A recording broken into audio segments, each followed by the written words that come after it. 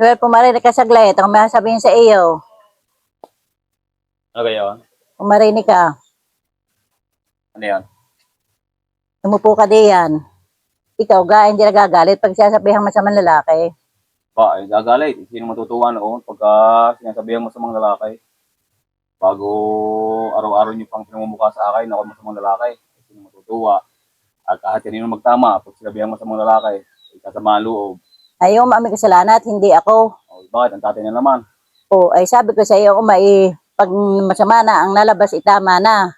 Ay humirit ng isa pa. Kage ng itsura. O, Eh, saan naman itanggap ko na? Eh, kung masamang lalaki, di masamang lalaki. Paano gagawin?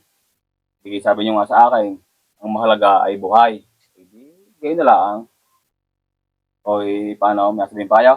wala na.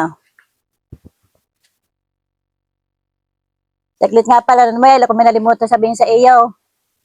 Ayun. Malapit na nga pala ang birthday ko. Ayun nga pala, no? Sige, ilang taon na si birthday ninyo? O, ay 71 na. Ano ka pa, birthday mo sa akin? Wala, hindi pag ako walang pira, ang bibigay sa inyo ito lang na lang ulit nakaraang taon. Wala kang may bibigay sa akin nung nagdaan taon. Kaya nga.